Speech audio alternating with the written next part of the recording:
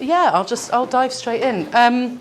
So I'll be talking about my project to adapt my research for theatrical performance with theatre company Kappa Pi. I'll start just by describing the research, my reasons for wanting to adapt it for performance. Then I'm going to just briefly describe some of the processes behind making the performance. And then I'll show some short extracts, which are from some of the rehearsals that we filmed. And I'll see how the time goes, but maybe we can just have a little chat about those after I show them. And then what I want to go on to is sort of thinking about the implications of this work for thinking about public education, thinking about theorising learning in sort of public language education or public intercultural education. And also thinking about what I mean by a pedagogy of solidarity. So the research we adapted for performance, this was undertaken as part of my PhD, which I finished just over 3 years ago. And it analysed 6 international students, UK-based international students, all from different countries. It analysed their motivation for learning English through the stories of their language learning across their lives. So just to briefly share the story of one of the participants, Dmitry was a very successful English language learner in Russia. He was very proficient in English when he came to the UK to do his PhD in maths. He was very confident about coming to the UK. He didn't expect any problems with communication at all because his English was so good. Didn't expect any problems with social life. And he was also an amateur singer. So when he first moved to the UK, he joined this choir and they would go for a drink after rehearsals. And the first time he went to the pub with them, they were asking him, "Oh, so what kind of music did you use to sing in Russia?" And he answered in great depth and great detail. And he started to notice that people were losing interest, looking away, getting restless, trying to start a conversation with somebody else. And this was really uncomfortable for Dmitry. You know, it really affected his confidence in interacting because he knew that he was speaking English. He knew that people were understanding him, but he didn't know what he was doing wrong and why people didn't want to listen. So, you know, even though he could speak English, communication was still quite problematic and this kind of mutual understanding was still quite difficult. But as he spent more time socialising, he realised that the kinds of interactions that take place in that setting in the UK are based around small talk and chatting. So by discoursing at great length and detail in answer to this question about what he used to sing, he'd actually broken an unspoken rule of communication in Britain, which, you know, his talk was too big for a situation where small talk was required. So when he understood this, he was able to adapt his speech to different sort of communicative situations. He started to find social life easier, he started to make friends, and everything fell into place. And then ultimately he became able to kind of integrate his English-speaking and Russian-speaking identities to understand himself as a Russian speaker of English. So he grew to understand his ongoing language development and intercultural development in terms of the other physical and social voices around him, and to see both himself and those voices as enriched by his contribution to them. I'll say a little bit more about that in a minute. But my theoretical and methodological perspective, it was dialogic. It was based on the work of Mikhail Bakhtin, Russian literary theorist. And I characterise language learning motivation for my participants as a process of ideological becoming. So ideological becoming, as I understood it, is an ethical process of learning to be in the world with others. So it's very different to the more common psychological understandings of language learning motivation. As I said, it's based on the idea of dialogue. It's based on the idea of language as relational and about intercultural and ethical growth taking place through finding the other in oneself. So, as Bakhtin says,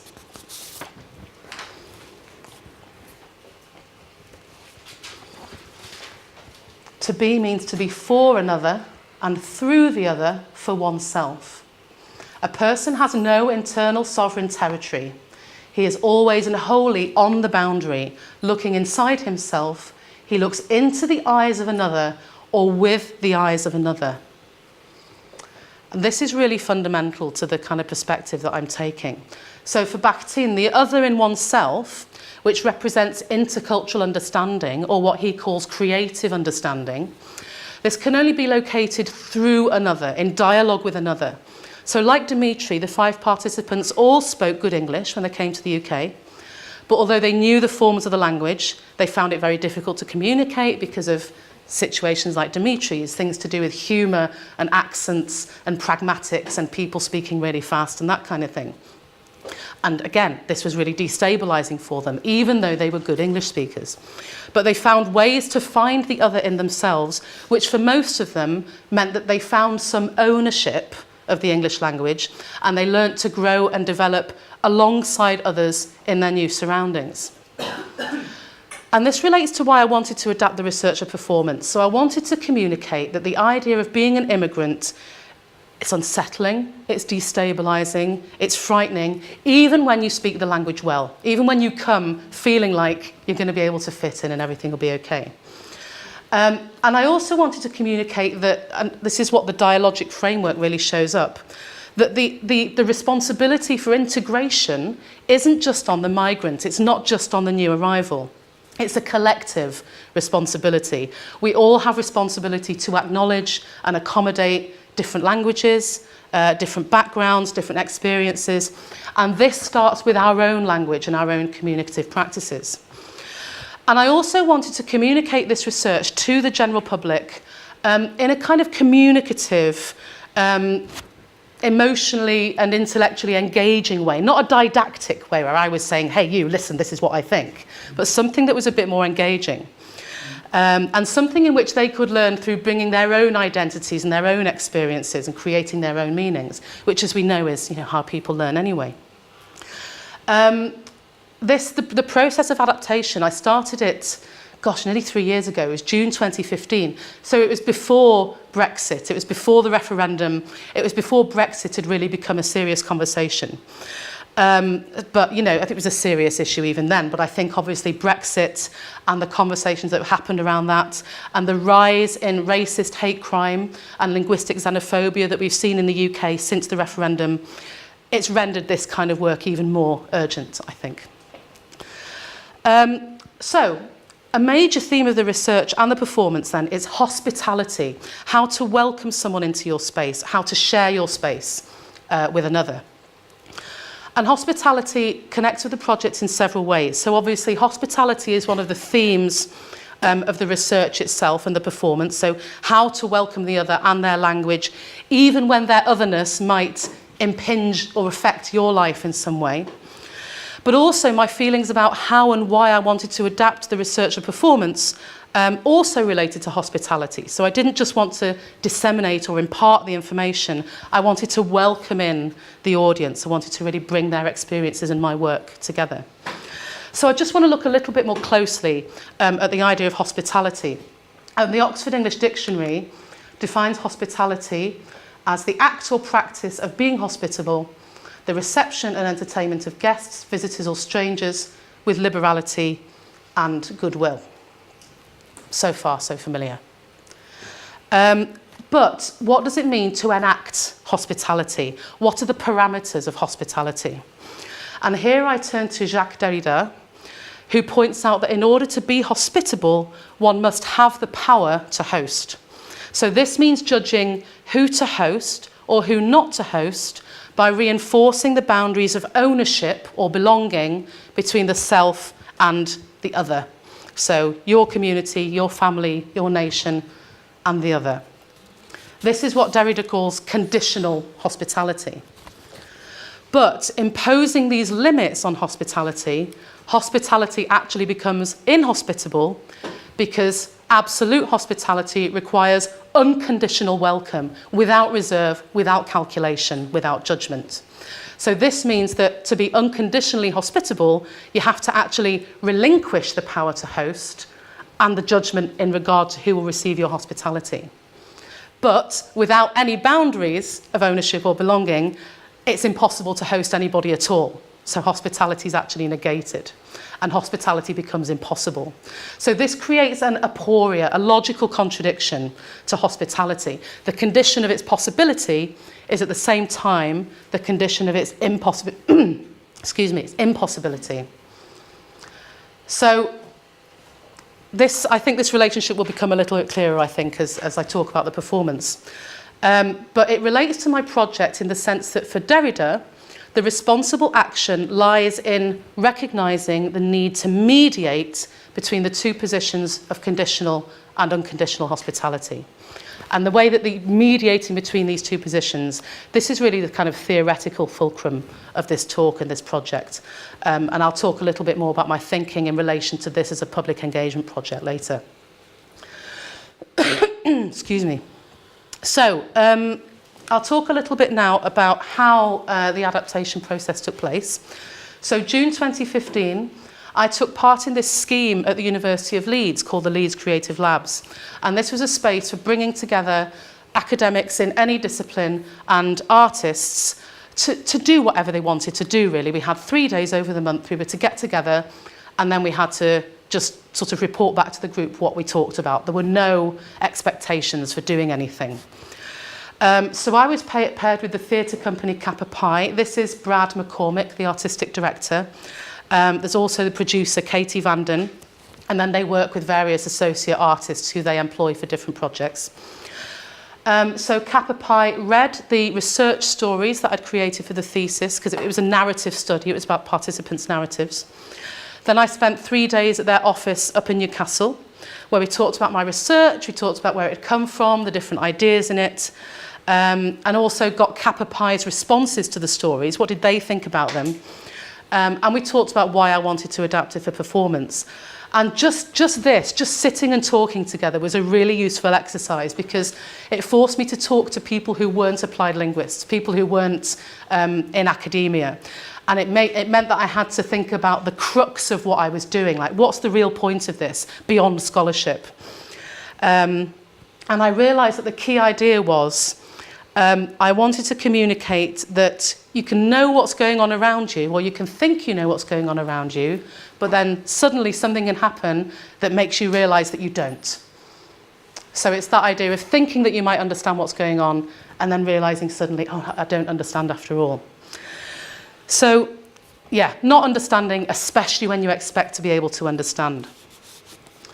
And when we were talking about this, Brad realised that we could use this idea to apply to the theatre. So the semiotics of the theatre could be used to perform the semiotics of communication. And by playing with the audience's expectations around these, we could put the audience in the position of discomfort and not understanding that my participants had felt. And then we realised that we could use the performance to not only play with people's expectations, but to make the process of performance explicit by making the mechanics of performance visible and making the mechanics of communication visible. And there were various ways in which we did this. For example, we would think, okay, what would the audience expect when they come into the theatre? They expect to be sitting there and have a clear boundary between the audience and the stage. So we can play with this by asking the audience to participate. They expect to be able to understand the language. So we'll play with this by doing it in different languages. They expect there to be a coherent narrative with a beginning, a middle, and an end. So we'll play with this by just suddenly changing the story for no apparent reason. Different things like that. So that was us, we were thinking about form. That was us thinking about the form of the performance. And then we moved to thinking about the content, like what would it actually be about? And to do this, we did a version of Kappa Pi's version of creative inquiry, which it's quite specific. It mixes creativity and philosophy for children. And it involves starting with a stimulus, which for us was 2 pieces of verbatim text from my data. And then we just listened to that text and we thought, what themes are coming out of this? What's it making us think of? Just 1 or 2 words. And then we responded creatively to those themes. So we did activities where we created characters, giving them life histories and stories and scenarios and dialogues. And then from these activities, we developed a philosophical question, which we used as a kind of conceptual basis for the performance. And our philosophical question was, what ambitions are acceptable? This was a question that we felt kind of arose from the themes and the activities that we've been discussing. So we liked the question, and we also thought that that question had a lot of artistic possibilities, that what ambitions are acceptable, you know, it's open enough to think about it in different ways. So that was day one, and then on days 2 and 3, Brad came up with the idea of using 2 parallel narratives, especially because we wanted to play with the idea of one coherent story in the performance. So he thought we could tell one narrative that tells a very well-known story, and for this we chose the story of Icarus, so the boy who his ambition became his own destruction when he flew too close to the sun and his wax wings melted. And then we had another story, which was a fictional story of an Austrian speaker called Liesel, who lived in Newcastle. And she has a boyfriend called Andy, and she likes to use local English dialect, and her boyfriend Andy doesn't like her doing this. And we worked these stories into a very short 7-minute performance called Up and Up and Up Towards. And we felt that this title reflected our philosophical question, what ambitions are acceptable? And it also linked the 2 stories in the performance. So these are the ways in which we made the mechanics visible to make the performativity explicit, and also to play with people's expectations to make them a little bit uncomfortable. I don't know if people know this, but gibberish is actually a thing. It's actually a language that theatre people train in. I thought they'd just be going blah, blah, blah, blah, blah. But no, it's a proper kind of acting language.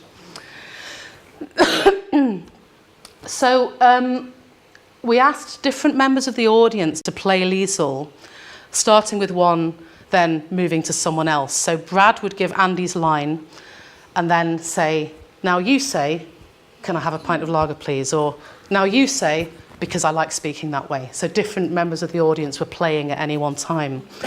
And I think this was really good because it kind of performed the process of Andy dictating the way that Liesel should speak as a foreign speaker of English. It literally performed the copying and the repetition that's such an important part of language learning.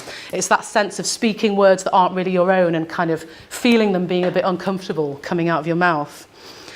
And so I think in doing these things, we adapted language research and performance by actually drawing attention to the performativity of language and communication. And we performed this short piece 3 times in Leeds. Each time we performed it, we asked the audience to write down 3 words to describe what they thought the performance was about, and 3 words to describe how it made them feel. And these were some of the audience responses.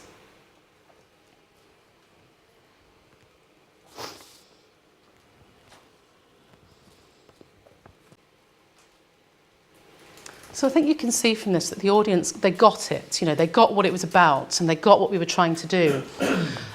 So there were lots of expected responses, but I think also some of them were unexpected. I mean, humorous and delightful. You know, I never really expected anybody to laugh at it. But then later on I thought, well, actually, you know, when you're embarrassed, you do kind of laugh. It's something that we quite often do to try and diffuse that sort of tension. So I thought it was interesting the audience were doing that.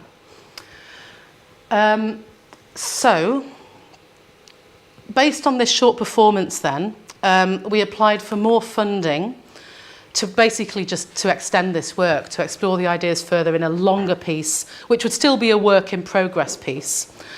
And we hired 2 actors, Rhee and Patricia, and this extended the creative inquiry. So whereas Brad and Katie and I had done creative inquiry sort of verbally together, doing written activities, we were now working with actors who were working in performance, physical performance domains, and also with materials, with various objects that we were using.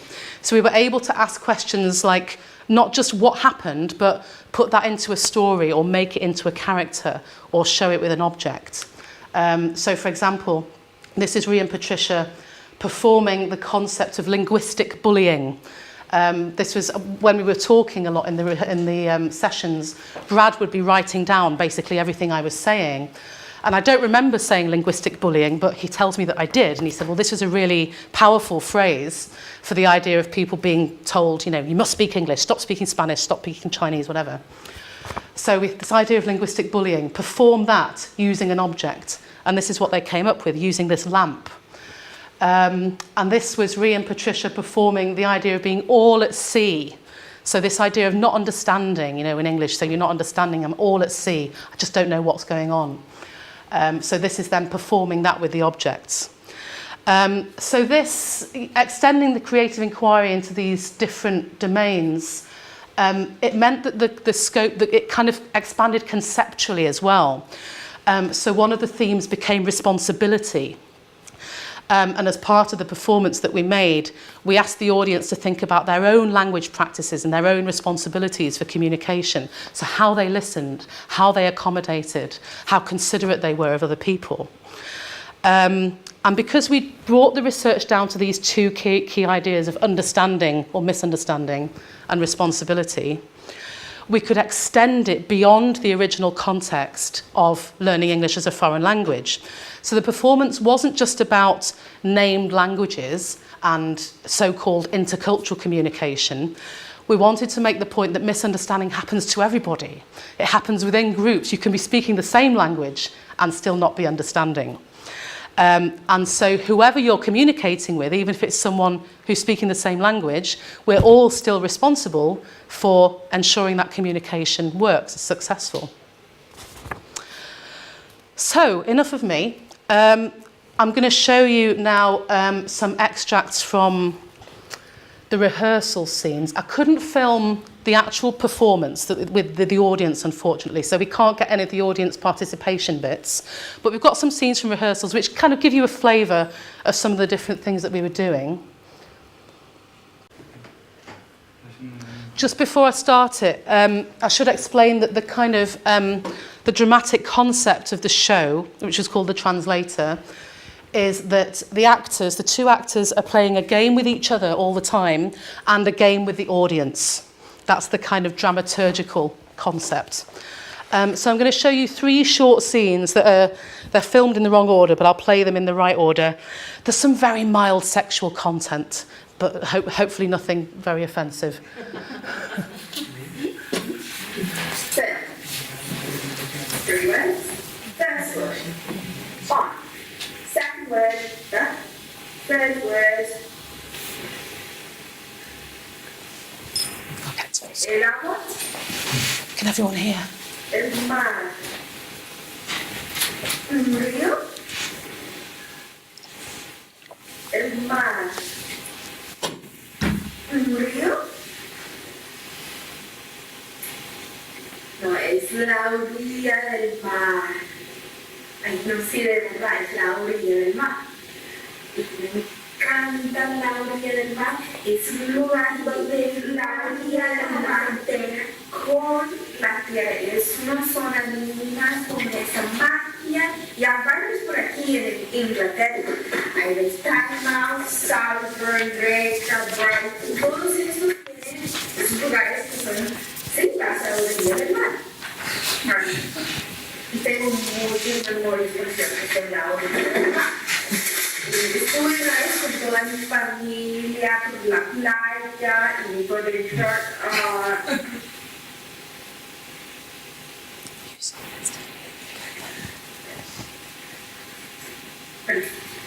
¿Cuál es mi memoria? Yo estaba con mi familia y puse los dedos en el mar y después para secarme, me puse a broncearme en el sol y yo solo quería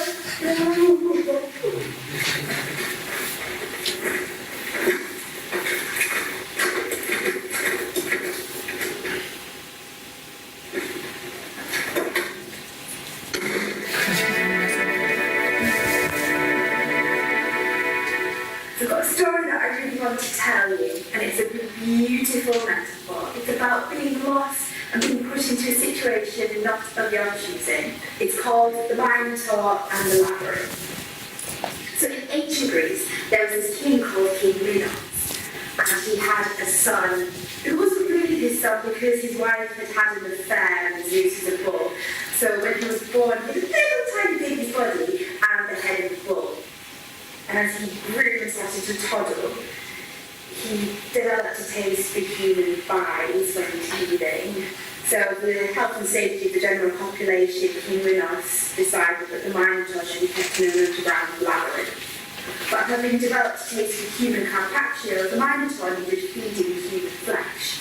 So King Minos exploited his international relations with Athens, saying that he wouldn't go to war with them if you send 9 young people every year to go into the labyrinth. They were never heard from again. Imagine being one of those young people. They had to leave their homes, their families, their language, their food, and go all the way to this land, into the labyrinth, where they didn't know anyone, and they didn't know their way around, and they didn't know how the Minotaur was going to be. It's like if you want to become the best doctor you can be, and the opportunity comes for you to go to medical school in a different country. You have to leave your family, your friends, the language and culture, and go to a different place where they speak differently, they eat weird foods, they dress differently. You don't know your way around. So this new place is your labyrinth, and these people, even teachers and students, they're the Minotaur. I was in Mexico once with some friends. We were going to a bar, and my friend suggested, let's move on to the next bar, and said I'll just go get my jacket and I'll be ready. And we just started laughing.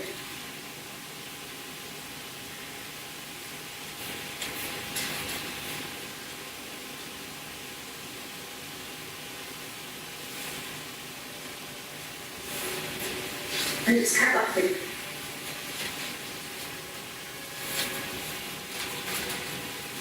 We just kept laughing, and it just started ringing in my ears.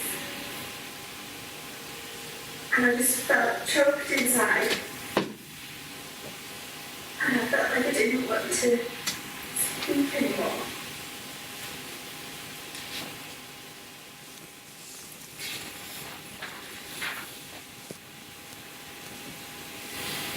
Mexico was my library, and my friends were the Minotaur. Told you the story has a beautiful metaphor.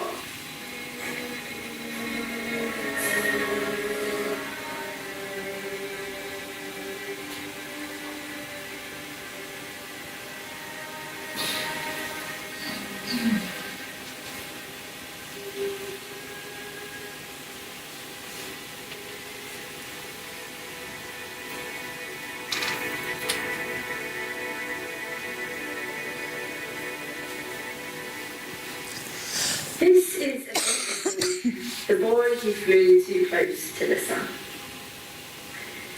Daedalus and Icarus are in prison. Daedalus makes wings out of feathers for them to escape.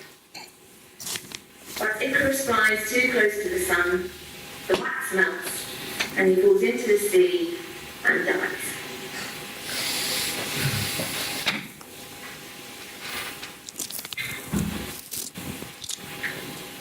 The moral of the story is A, don't fly too close to the sun, and B, always question what ambitions are acceptable. Don't aim too high, as you could fail and it could end catastrophically. I've prepared a short movement piece that I feel conveys the story and its morals, and I'd like to share that with you.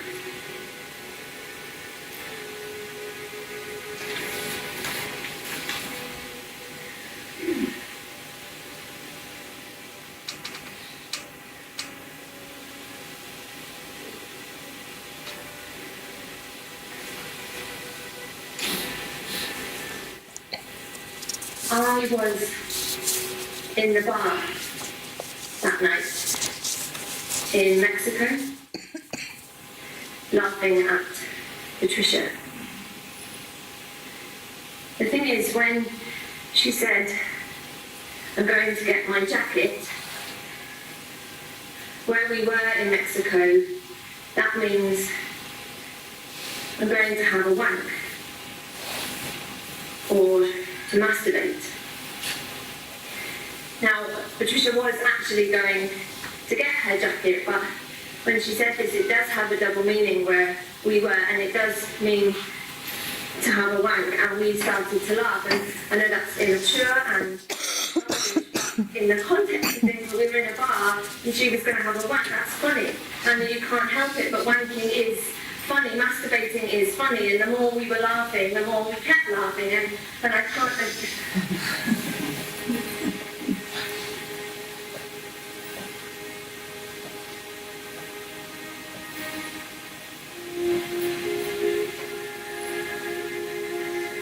I know I shouldn't have laughed, and I keep saying I shouldn't have laughed, but now I see how upset I made Patricia by laughing, and it was all of us, and we were all laughing, and the more I laughed, the more the friends laughed, and we just kept laughing at her. But wanking is funny, and I couldn't, and now I see how bad it's made her feel, and I don't really know what to do. But you would have been that person too. You would have been that person that laughed because your friend said something silly that they didn't have, it had a double meaning, and you would have been that person. And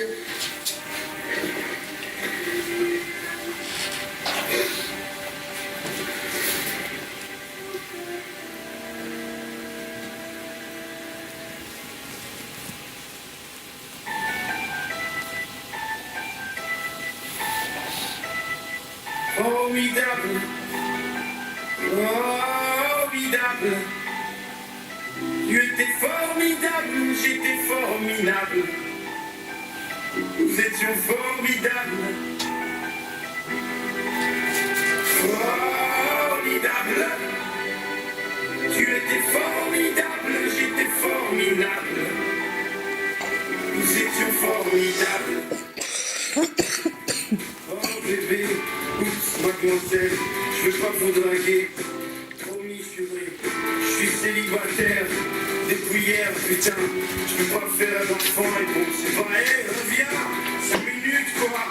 Je t'ai pas insulté, je suis poli, courtois et un peu fort bourré. Mais pour les mecs comme moi, j'avais autre chose à faire. M'auriez vu hier, j'étais formidable. Formidable. Tu étais formidable, j'étais formidable. Nous étions formidables. Formidable. Tu étais formidable, j'étais formidable. Nous étions formidables. Oh, tu t'es regardé, tu te crois beau parce que tu t'es marié. Mais c'est qu'un anneau, mec, t'emballe pas. Elle va te larguer comme elles le font chaque fois. Et puis l'autre fille, tu lui en as parlé. Si tu veux, je lui dis, comme ça c'est réglé. Et au petit aussi, enfin si vous en avez. Attends 3 ans, 7 ans, et là vous verrez si c'est formidable. Formidable. Tu étais formidable, j'étais formidable. Nous étions formidables.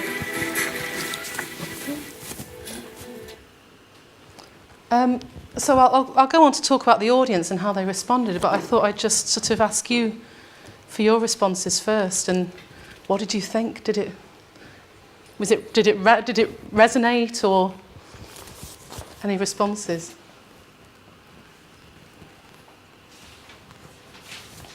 I thought it was interesting, especially the first one where people were laughing. You know, you start to think this is funny, and then at the end she's kind of suffocating her. It kind of dies away. Sorry, Melinda. No, it's okay. I remember watching once Waiting for Godot. I had the same feeling. It was like being in the show, seeing.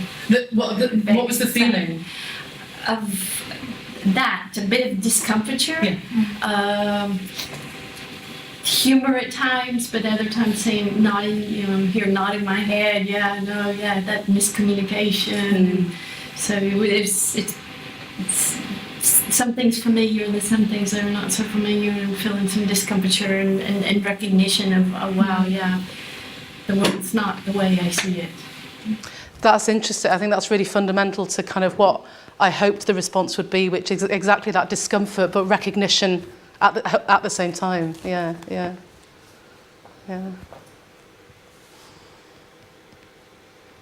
So it's kind of, there's quite a lot going on to take in, isn't there? Maybe I can say I was in the live performance. Yes. And it was complete discomfort, wasn't it?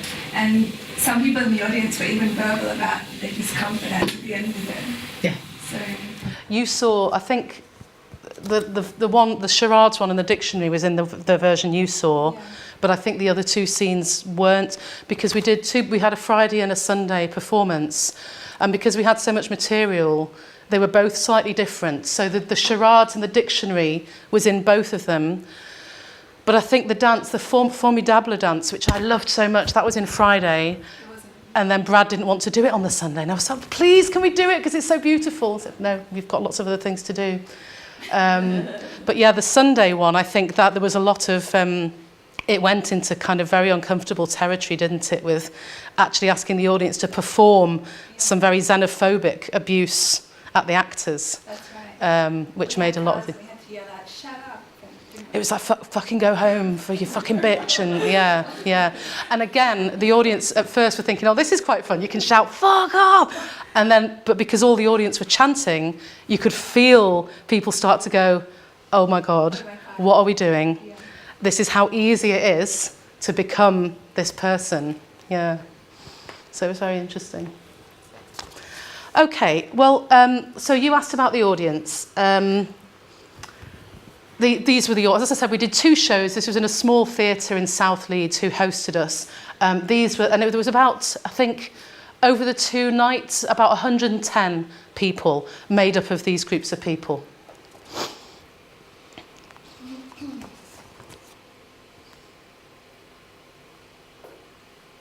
I should say that Slung Low is the theatre and Holbeck is the area of South Leeds where it was. And because they're quite an established theatre, they've just got a lot of people on their mailing list. So because they advertised locally, we just got kind of ordinary local people, which was what I wanted. You know, this is meant to be a general public kind of event. So we evaluated it by handing out some kind of written evaluation forms straight after the performance. And this had some, it was for demographics, but also asked some kind of qualitative questions. And then we had a short interval, and then the audiences returned for a discussion, which I led with Brad and Katie, and this lasted about 30 minutes. So we got quite a lot of detailed information from the audiences. And most of them did fill out the evaluations. I think we got 88 responses out of 110. So it was quite a good rate.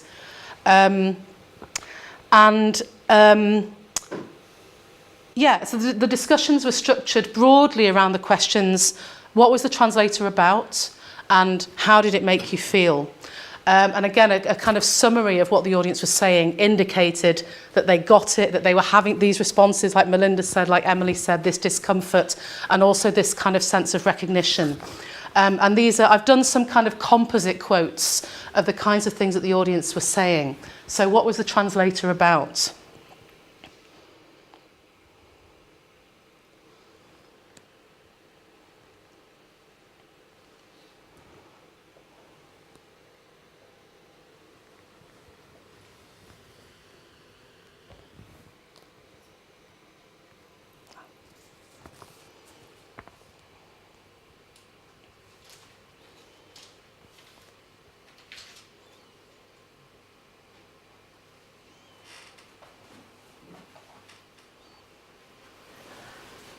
I should say as well that, you know, it was very well received. I think the audiences really enjoyed it, even though it was an uncomfortable experience. They were saying things like this was brilliant, it was challenging, thought-provoking, engaging, different, exploratory, and brave.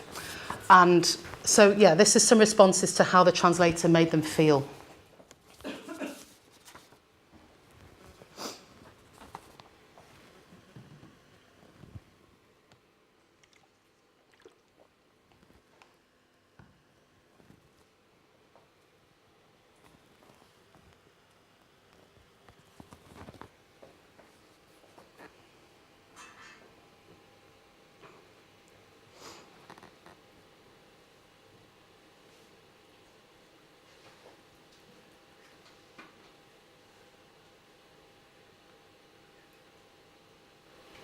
So when I was looking at these audiences' responses, I was thinking, how can I make sense of these, and how can they help me to theorise this as a learning experience? And the word that was sort of coming into my mind, and that a lot of other people were using, was empathy. So the idea of empathy was kind of my starting point for thinking about it. And empathy is, again, going back to Oxford Dictionaries, defined as the ability to understand and share the feelings of another. And thinking about empathy, it led me into writing about sentimental education. And I think this idea of empathy is very similar to the way that Richard Rorty understands sentimental education, as aiming to cultivate an effective sympathy with others, and thereby an identification with them. So for Rorty, sentimental education is aimed at modifying the way individuals feel by cultivating moral feelings. But I was finding this problematic. I think that, sad and sentimental stories are everywhere. I think we're awash with them. We have this, certainly in the UK, I imagine in Western Europe more broadly, a culturally popular sort of narrative orientation. It's all about people's stories. And I think that being aware of people's stories, it might kind of move people to make a gesture, to give money, to give supplies, to think about things a little bit more. But I don't know if it necessarily changes the way that people see things, and I certainly don't think it really makes people change their own behaviour. And I think this is partly because our empathy can only really extend so far. We've not all had the experience of living in a different country and living in a different language.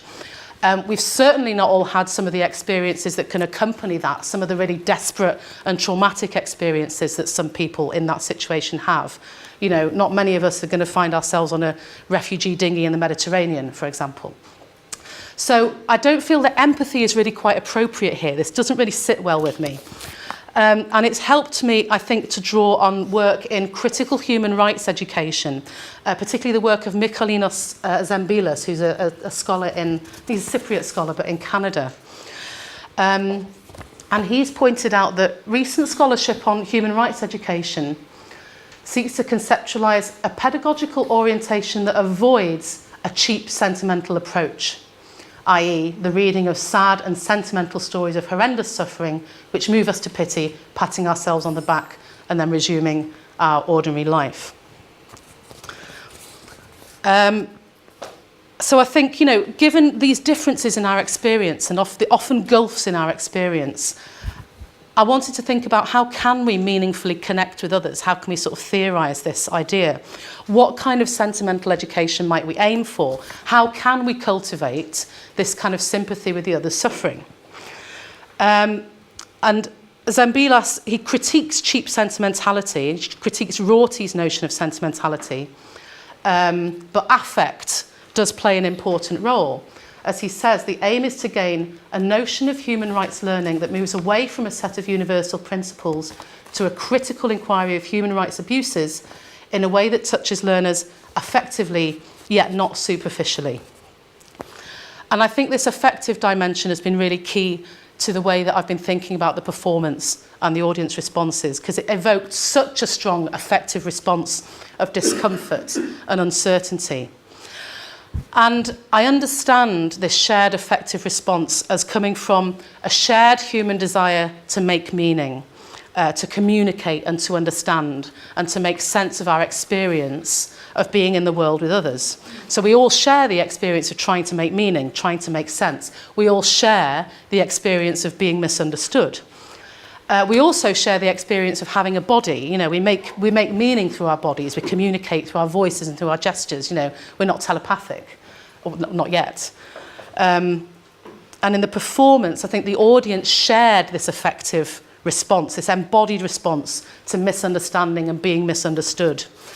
And at this point, I want to return to the Bakhtinian perspective from my original research, which I introduced at the beginning of the talk. So Bakhtin, if you remember, talked about finding the other in oneself, which can only be located through another or in dialogue with another.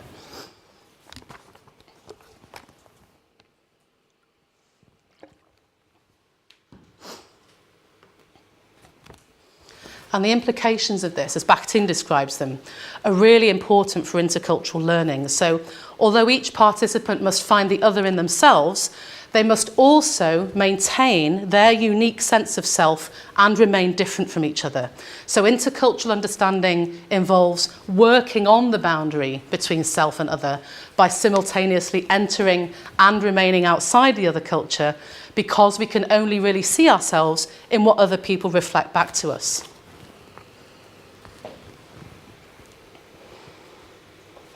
One cannot even really see one's own exterior and comprehend it as a whole.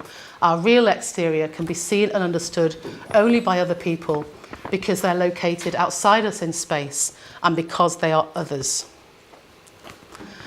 And this is what Bakhtin understands as outsideness. This outsideness is really key to intercultural growth, or what he calls creative understanding, where each participant retains its own unity and open totality, but they are mutually enriched. So there's engagement, but they don't unite. They're still both unique, discrete beings. And I suggest that the audience from the translator gained some of this creative understanding. This is how they were kind of learning interculturally. They were enriched by feeling othered, finding the otherness in themselves through the uncertainty, through the tension of not fully understanding what was going on in a space where they expected to be able to understand.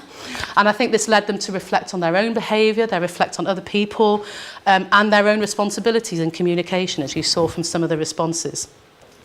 And I think this links back to what I was saying about hospitality and the boundaries of ownership. So the performance was hospitable, it enacted hospitality because it became something the audience could own for themselves through their own experience, while also being owned by us, the people who made the performance. And I think this point about shared ownership is really central. I think this is also based on the shared inability to make sense and meaning from the performance and the embodied effective response to this inability. And I think this can be the basis for not empathy, but solidarity. So back to trusty Oxford dictionaries, who define solidarity as unity or agreement of feeling or action, especially among individuals with a common interest, mutual support within a group. So I think probably, certainly in the UK, I imagine most of us, we kind of recognise solidarity as kind of shared community relations, people who have something in common, something that unites different groups of human beings. I think what's uniting us here is, as human beings, is the shared experience of being unable to make meaning. You know, we've all had this experience, and the shared discomfort that we feel when we're unable to make meaning.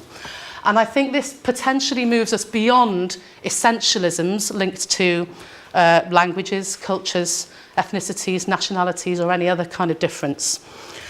Because, you know, we can never understand and share the feelings of another. That kind of individual experience can only ever be owned by the individual. We can't stand in someone else's shoes.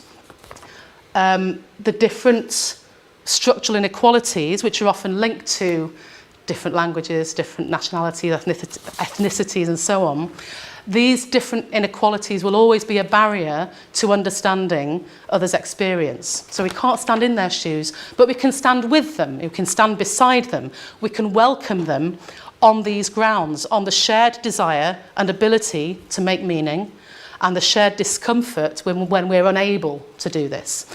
I think this is the basis of a shared human experience. This is something that we all own. So this is how I'm theorising the translator as a pedagogy of solidarity.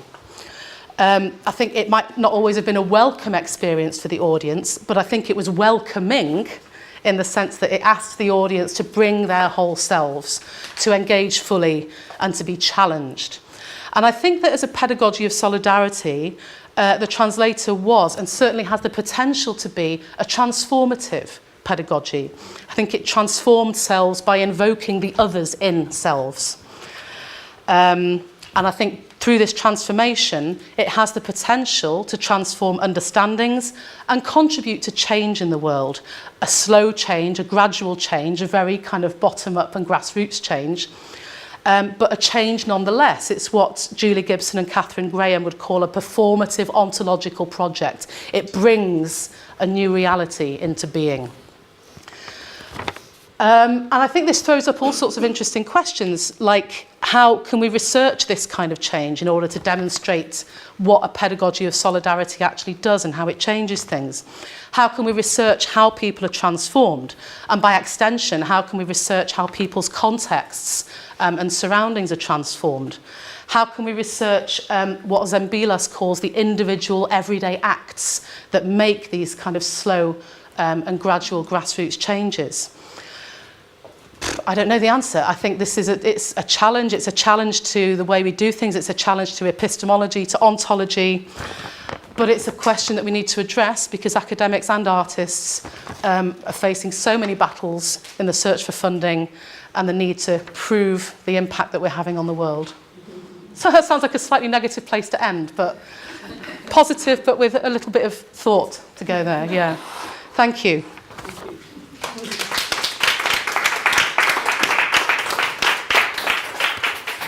Thank you so much, Lou, for that really inspirational talk.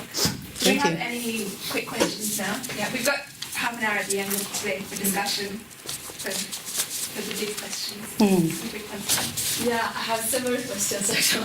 Thank you. Very, very nice to see that you have adapted that in such a professional way and with professional actor in this kind of setting. It's really nice to see because I have seen a lot of adaptations of research work, but not so with such a high quality. Yeah. That's interesting. The actors were amazing. They were so good. Maybe you can't. I have one question is about your experience of theatre work before, and another is the relation between this pedagogical area and art. I mean, how do you see how this was in a normal theatre with a normal theatre public? So, because normally it's not, there's two different ways of presenting theatre, and I also have come in contact lately with ethno-theatre. Oh yeah, I'm not so familiar with that. It's a bit what you use. I met Miss Ellis in Australia that has adapted her work, and she sent me a lot of references that I forward you. Please. I haven't gone into that yet, but I'm very interested. I mean, I should say that I'm not a performance scholar, so, you know, this is, talking about different types of theatre, I don't really know, I'm not on, that's not my territory. Yeah. I think if Kappa Pi were here, that would be really a question for them. But I think, if I understood your question correctly about sort of the relationship as theatre as art and different kinds of art, I mean, I don't know, I've been reading a lot about the idea of public pedagogy and thinking and people who are writing about how art operates as a pedagogy. And I think there's lots of work to be done there. You know, I think there's a kind of general feeling about public pedagogy as anything that's kind of giving the public messages. Whereas I like the idea of pedagogy is actually about a relationship. You know, the pedagogue is someone with whom you have a relation, as opposed to curriculum, which is, you know, the material that you use in education. And I think, especially because I've been using this Bakhtinian kind of relational theory, that, to me, that makes sense that the pedagogy was a relationship. It was invoking some kind of relationship between the actors and the people who made the performance and the audience. Yeah, but, and there's also a lot of political theatre. Yeah. And that could go a bit together. No? Yeah, I think so. But I, again, you know, this, I sort of wanted to avoid being what people might think of as overtly political, partly because I think it taps too much into this idea of narratives, like let's tell people's stories. And also because I think a lot of people in the UK, a lot of people now are just going, politics, la la la la la la, Brexit, elections, just don't want to know. So if you frame it as political or sensitive or about migration, I think people are a bit kind of, oh. There'll be some people who will always be interested in that and some people who never will. And then I think the people in the middle now have a little bit of fatigue about it.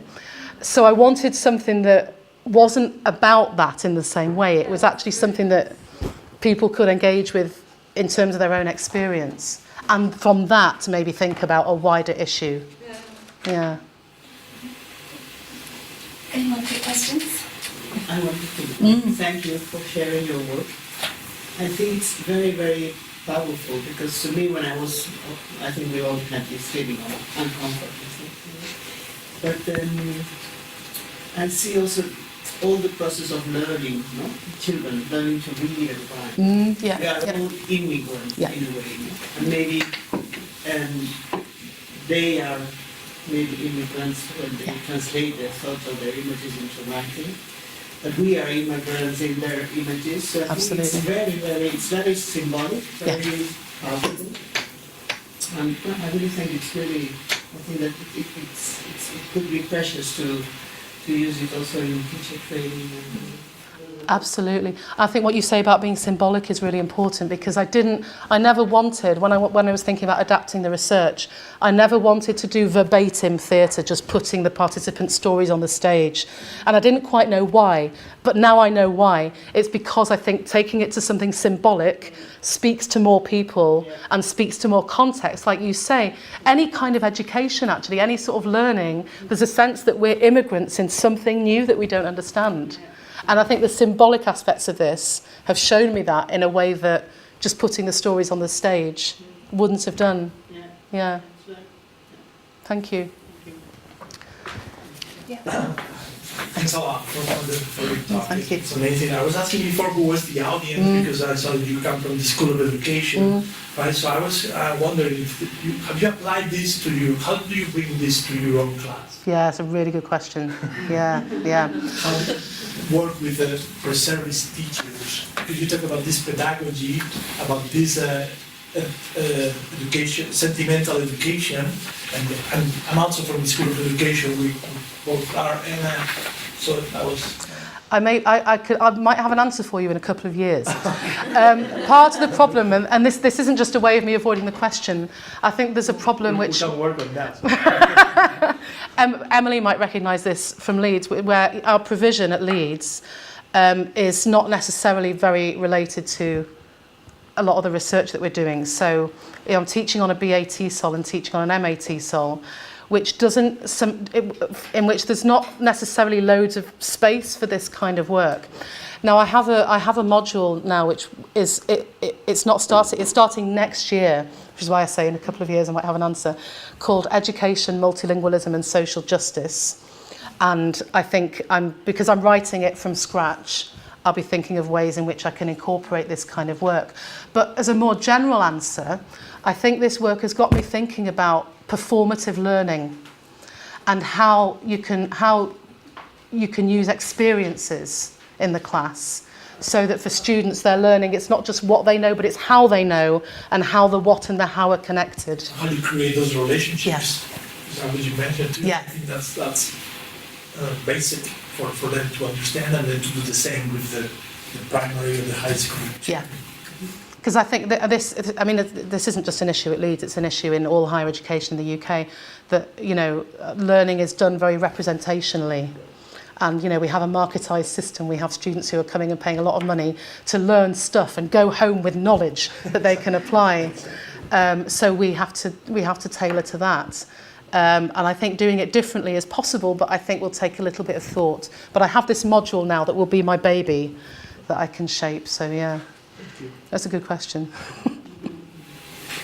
Yeah. Well, it's not actually a question, it's a reflection I would like to share with all of you.